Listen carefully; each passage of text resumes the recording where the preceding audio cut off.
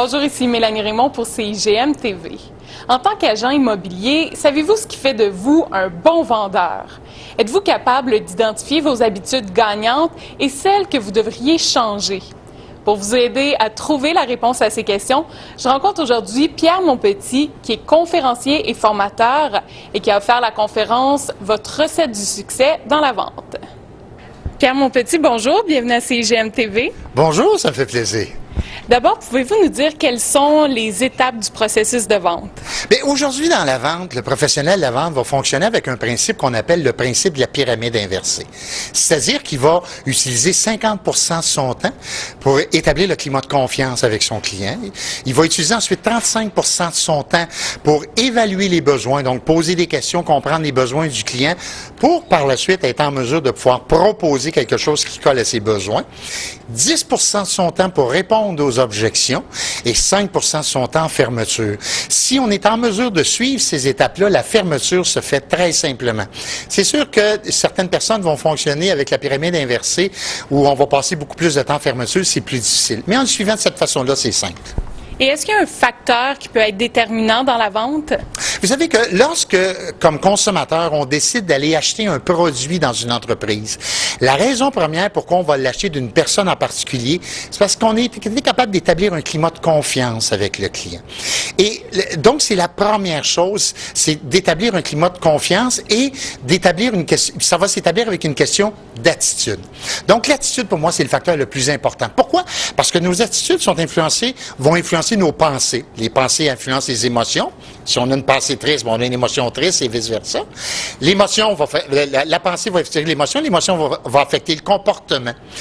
Puis le comportement va affecter les résultats. Donc, si je veux changer un résultat, moi, je veux améliorer ma fermeture de vente. Première chose à travailler, mon attitude. En travaillant mon attitude, le reste va aller de soi. Et est-ce que vous pouvez nous donner des exemples d'habitudes gagnantes et de celles qu'il faudrait éviter? Bien, une des attitudes, je pense, une des choses gagnantes, une habitude gagnante à faire, c'est ce que j'appelle, moi, avoir à tous les jours un programme pour m'assurer d'être en forme psychologiquement auprès de ma clientèle. Alors, je fais quoi? Qu'est-ce que je lis? Comment je me prépare à tous les jours pour aller rencontrer mes clients? Ça, je trouve que c'est une des premières choses parce que, comme je le disais tantôt, l'attitude est un facteur important. Mais c'est parce que on vit tout le monde des éléments qui influencent souvent. Alors, on peut bien partir une journée bien positive, mais une situation peut se présenter et ça va être plus difficile. Donc, quels sont mes moyens que je mets en place pour m'assurer d'avoir une bonne attitude? Deuxièmement, je me dis, moi, de m'entourer de gagnants.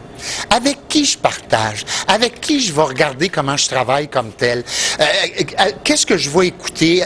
Pour moi, c'est bien important d'avoir autour de moi des gens qui sont capables de réussir parce que réussir, c'est aider quelqu'un à réussir. Donc, si je peux aider quelqu'un à aller de l'avant puis que lui fait la même chose, moi, je trouve que c'est des habitudes gagnantes à développer. En terminant, est-ce que vous pouvez nous dire qu'est-ce qui peut faire en sorte qu'un client va choisir un agent immobilier plutôt qu'un autre?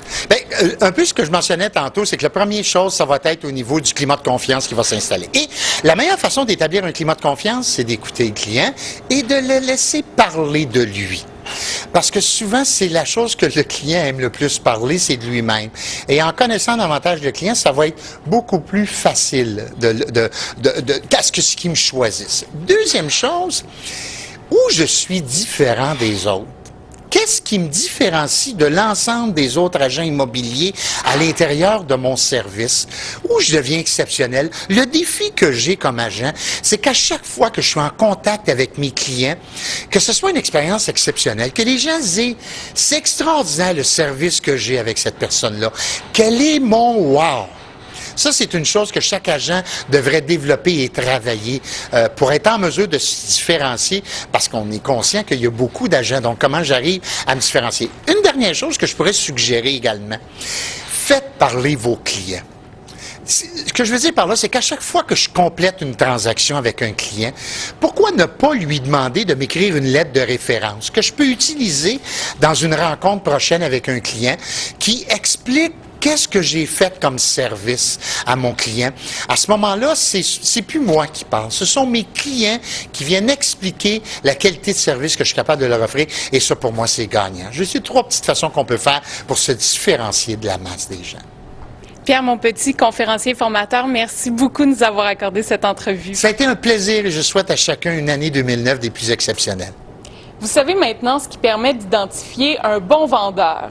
Il ne vous reste qu'à déterminer ce qui fonctionne pour vous dans votre processus de vente et vous connaîtrez votre recette du succès dans la vente. Ici Mélanie Raymond pour CIGN TV. À la prochaine!